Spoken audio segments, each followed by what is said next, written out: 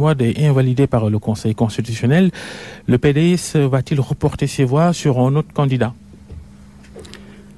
Mais d'abord, nous nous battons, nous l'avons dit clairement, nous nous battons pour que le Conseil constitutionnel ne puisse pas invalider la candidature de Karim Meïssa Wade.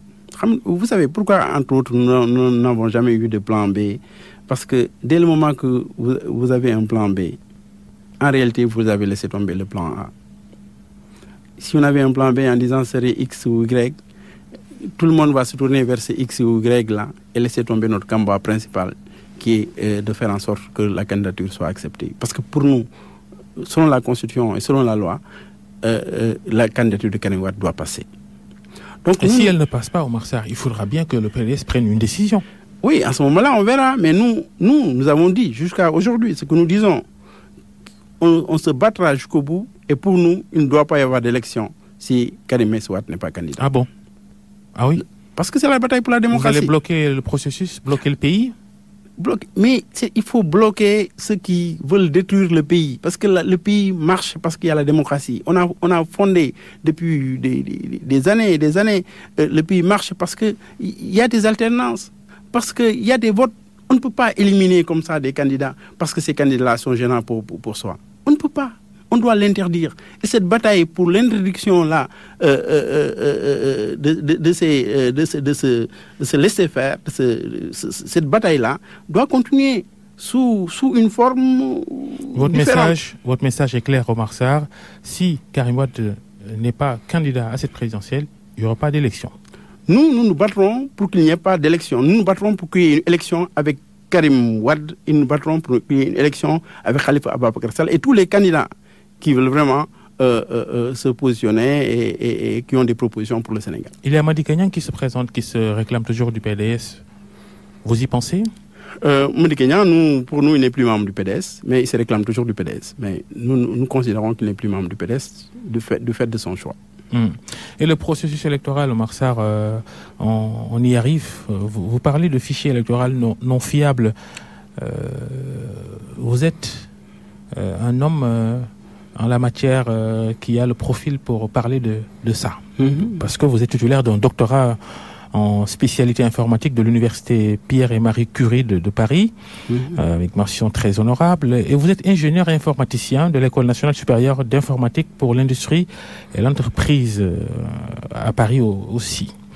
Question, comment peut-on manipuler aujourd'hui un fichier électoral et le corrompre?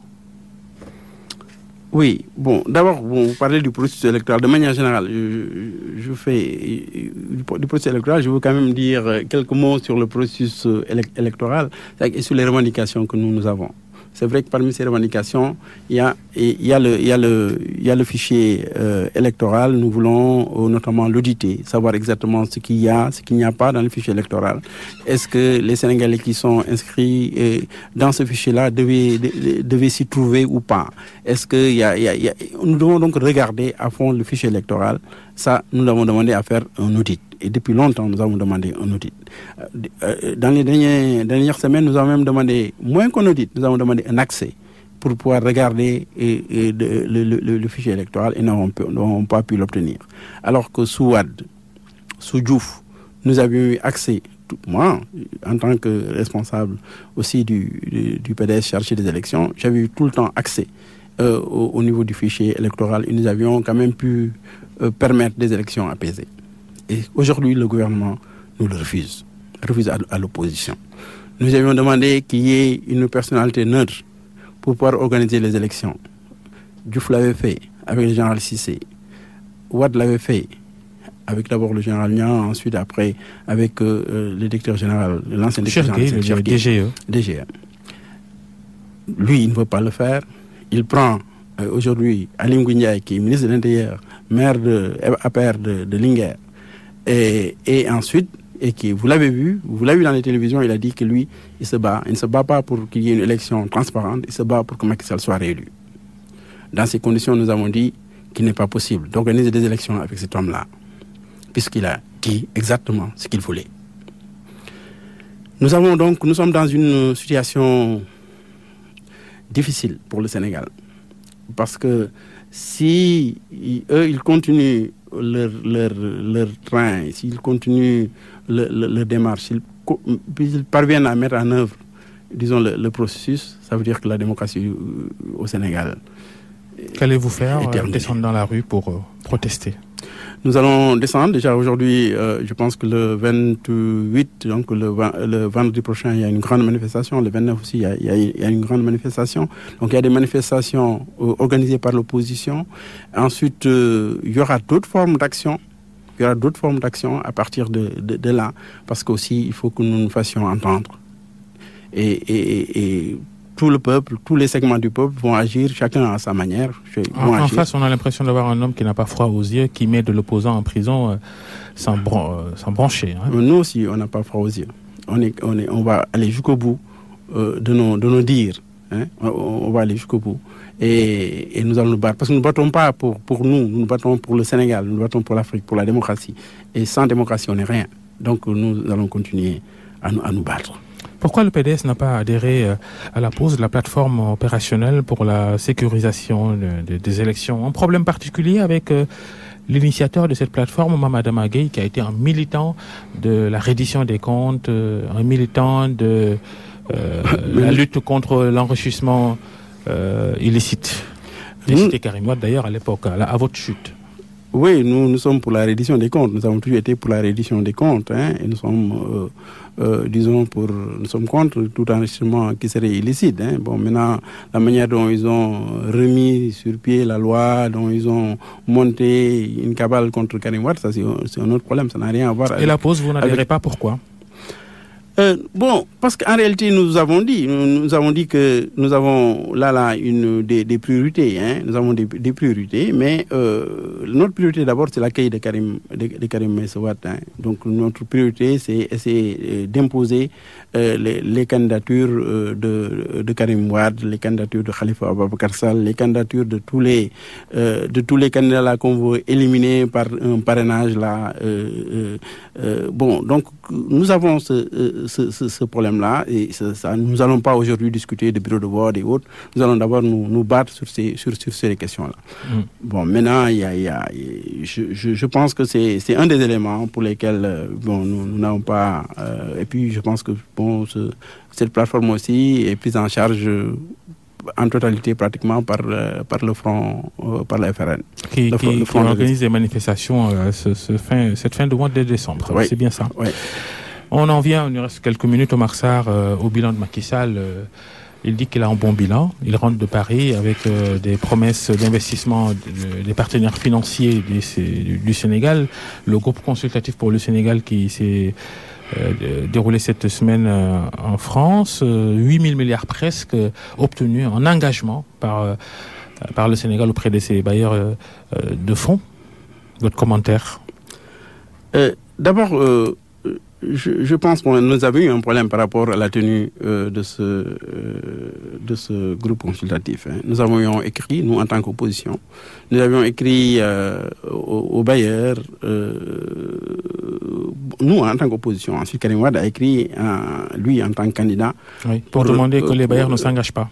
Pour demander parce que Macky Sall finit son mandat. Non, pour demander à ce qu'il y ait un audit au préalable, hein, un audit de des engagements antérieurs. Hein, pour voir ce qu'ils ont fait. Parce que quand même, il y a des éléments assez étonnants dans ces réalisations, notamment la corruption. Les bailleurs de fonds, ce ne sont pas des gens qui balancent de l'argent comme ça. Ils ont des outils qui permettent justement de faire le travail de ce que vous réclamez. Hein. Non, d'abord, quand nous avons, quand on regarde la réponse de la Banque mondiale, hein, on voit que eux, ils disent que c'est le gouvernement qui choisit ces dates. Donc c'est le gouvernement qui a bien choisi ces dates-là, c'est pas eux. Hein, c'est le gouvernement qui a choisi ces dates. Maintenant, il y a un contexte. Mais maintenant, nous, on regarde les chiffres, hein, comme eux peuvent regarder les chiffres. On regarde l'indice de développement sur les 188 pays, 189 pays. Le Sénégal est 170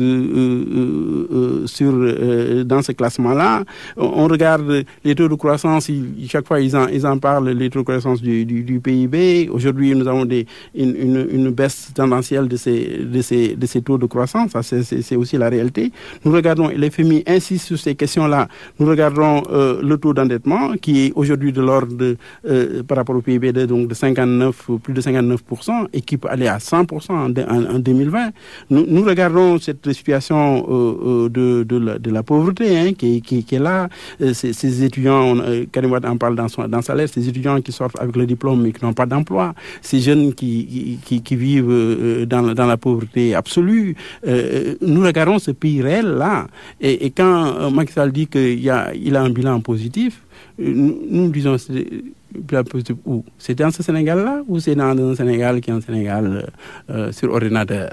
Mais dans le Sénégal réel, là, aujourd'hui, nous avons un Sénégal très, très, très difficile, très, très pauvre, très appauvri par ces 7 ans du régime de Macky Sall.